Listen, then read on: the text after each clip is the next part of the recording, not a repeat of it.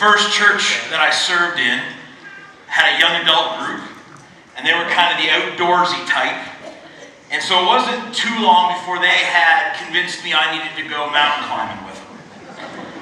So out we went, and when we arrived at the location, one of the more experienced climbers scurried up the cliff face and tied a rope onto an anchor point that we would be using that day, and then threw the rest of the rope down to us.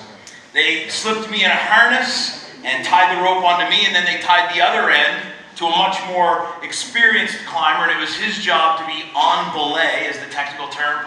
For me, that means he had two responsibilities. The first was to help me get to the top. The second, and far more important, was to keep me from hitting the bottom if I should slip or fall. I don't remember how far up I made it on that climb, maybe 2/3 of the way or so. But I remember when I got to that point where I knew I couldn't go any further, I was awful glad that someone had thrown me a rope, and then on the way back down, I'd have that help. Each church on our district has a mission. We word it differently, we kind of put the verbs together in different orders and that sort of thing, but at the end of the day, it all boils down to the Great Commission. To make disciples, to go into the world, to preach the gospel, to baptize people in the name of the Father, Son, and Holy Spirit, and to teach them to obey what Christ has commanded. It's about making disciples. It's about seeing people find new life in Jesus. We all share that exact same message. Again, sometimes different wording, but the same core message. Reaching our communities for Jesus, no matter where your community is. Reaching your community for Jesus, it's a hard hill to climb. It's a tall mountain to climb. We need to throw each other some rope as we make this climb. We need to be tied into each other in a network that strengthens us all and makes us all more effective in that mission. This idea of being stronger when we're together for the mission is not some sort of fluffy emotionalism, and that togetherness can never be the point. The point is the mission. That's the ultimate goal. As team members on belay for each other, we scale the cliffs in front of us, and that's a beautiful expression of Christian community. But a bunch of random friends who've roped each other together for no real purpose other than being tied up together is weird and awkward, and it won't be long before everyone is on their last nerve and somebody throws a punch. Some of you have been in church business meetings like that. If our togetherness as a district is going to be real and true mission-centered Christian community, and not just some sort of pointless historic administrative association, then we have to throw some rope to each other. We have to throw the rope of respect. We've got to respect each other's unique strengths and skills, respect what each other bring to the table, respect, as we talked about yesterday, for what effectiveness looks like in different contexts. It's a respect that sees us as members of a team working together to win the region of our district to Christ, and not as competitors trying to score the most points in It's Monday again every week. The rope of respect. We have to throw each other the rope of trust. A trust in each other's commitment to Christ and His mission that allows us to have all kinds of healthy disagreement and discussion over methods and expressions and systems, because it'll often be out of those disagreements that our best ideas will emerge. We have to have the kind of trust that will allow us to submit to those in authority over us, and to take guidance and input from others, believing that they're offering it in the spirit of wanting to serve us by helping us climb whatever peak God has placed in front of us. It's a rope of trust that binds us together. And that kind of trust will allow us to throw the rope of accountability. Because the truth is, the mission is more important.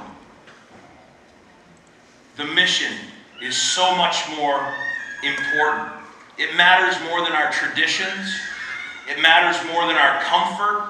It matters more than your feelings.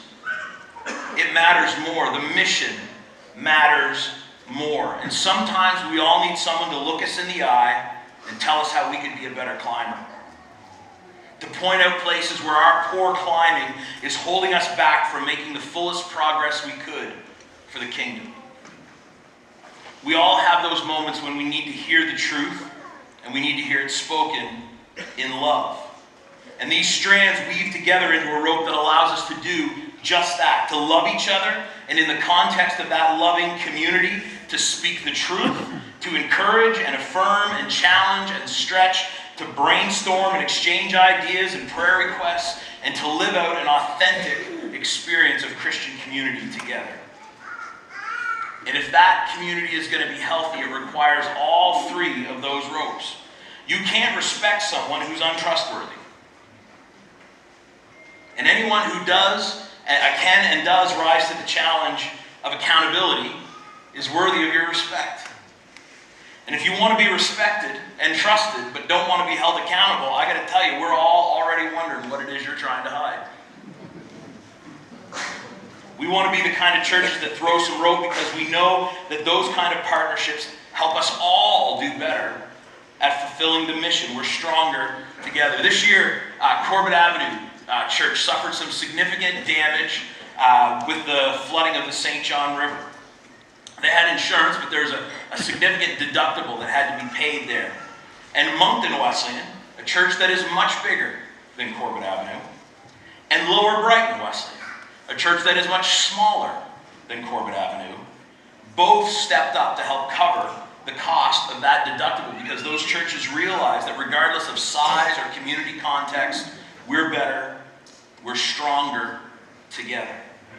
Under the direction of Linda Lamus from King's Church, the leaders of many of our church's children's ministries gather together regularly to encourage each other and share best practices and new ideas. Under the leadership of Sean McKenzie from Deepwater Church, where I pastor, I'm going to share a handful of Deepwater examples, not because I think we have this figured out, but I just know the stories that I'm a part of better than the stories I'm not. Sean McKenzie hosted a Celebrate Recovery weekend, and we had leaders from Moncton Wesleyan and from New Hope Wesleyan come together and help with that, and that resulted in 4 new Wesleyan churches getting ready to launch Celebrate Recovery in their context this year. We are more effective together. In the next few months, the lead pastors of the 5 Wesleyan churches in Halifax are gathering together to begin thinking and praying through a cooperative strategy to impact the underreached areas in our city through new church locations, because we could all run around trying to build our own thing, and I guarantee you we can get some great stuff done, but we can have an even bigger impact together. This year, Crosspoint and Deepwater are teaming up to do our Christmas series. We're going to kind of write it together, the 2 church preaching staffs. Now, listen, Crosspoint doesn't need any help. You heard Mark yesterday. Crosspoint doesn't need any help to put together a good sermon series, and if I could be so bold, I don't think Deepwater does either, but we can be even better if we do it together.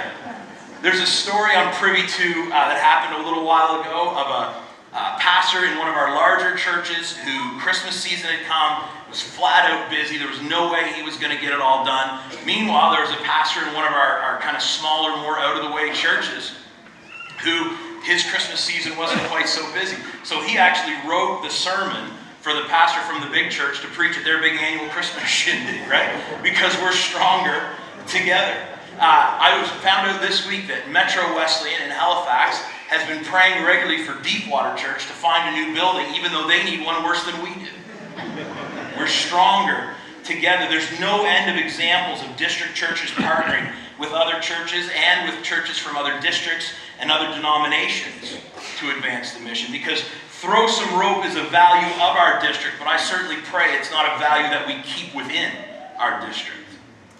That we are willing to throw the rope beyond just those churches that are part of our district. Yeah, first and foremost, to kind of those in the family, but beyond that, absolutely. I think of one convention that happened this year, which was a dream that brought together the rally that always happened at King's Church and the big annual rally that the Convention Baptist did. It made this one massive youth rally where kids were impacted and lives were changed because some people had the vision to throw a rope across denominational lines. I think of the Tidville Church that the PAOC, the Pentecostals, gave us the building, and we sent down a pastor, and now great stuff's happening for the Lord in that community because someone was willing to throw some rope. I mentioned I've got a few Deepwater stories. This year at Deepwater, we helped sponsor a Pentecostal church plant in our city and a Baptist church plant in Truro, and a Wesleyan church plant, but way up in central Canada. I got to take just a second to tell you this story. It's not particularly on topic, it's just such a cool story. There's a brand new church launched in September in Thunder Bay, Ontario, called Transformation. Yeah, Transformation Church. And it's led by Jason's really good friend Nathan. And they've been seeing some really cool stuff happen and growing as a community and that sort of thing. And as I've been kind of talking to them and seeing what was going on, they said, look, we've actually had leaders from a First Nations community 400 miles north of Thunder Bay. Now, if you have any idea where Thunder Bay is, right? 400 miles north, like Santa might show up at the local store someday just to buy something. It's a fly-in only community. You cannot drive there. There's no way to get there without an airplane. And this community had some folks who kind of split time between Thunder Bay and that area, and they said, look, would you come and launch a new church in our community? Would you come in and start, Martin Falls is the name of the village, would you come and start a church there? Now this is a church that's less than a year old, and they're going, all right, we'll carpe that diem. However, we barely got enough money to pay our own bills, so we need God to be able to provide the money primarily to fly in and out every now and again. So $500 to fly in and out of this community so that they can actually be on the ground and helping and coaching. And they're going to start off running Alpha and parlay that into Sunday services. Really beautiful plan. But they needed some money. And so God's been blessing Deepwater this year. So we were able to just turn around and write a check for $8,000 to them that'll allow them to get in and out a whole bunch of times and get this thing started. What's that got to do with helping Deepwater get better? Nothing. What's that got to do to make the Atlantic District better? Nothing. What's that got to do with reaching people for Jesus? Everything. And that's what matters. That's what matters.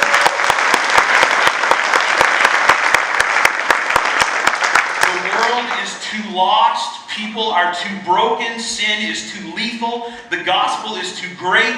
The cross is too powerful. The blood is too sufficient. Jesus is too risen. And the cause of advancing his kingdom is too great for us to be drawing lines and embracing divisions and emphasizing differences and building our own little fortresses and fiefdoms.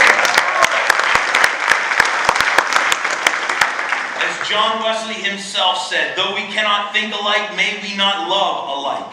May we not be of one heart, though we are not of one opinion. Without all doubt we may.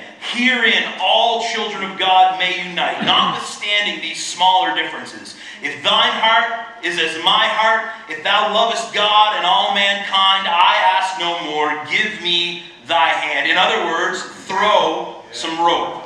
We are better together, stronger together, more effective together, and can have a bigger impact for the kingdom together. We can climb higher and faster together. So as a district, we need to be the kind of churches that throw some rope.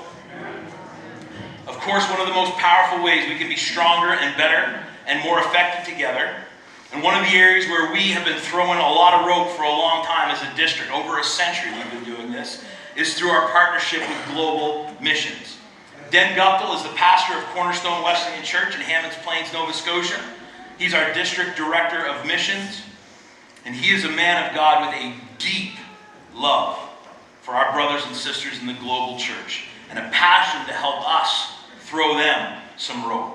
So please welcome Den as he comes to share more about our district value around partnering with the global church.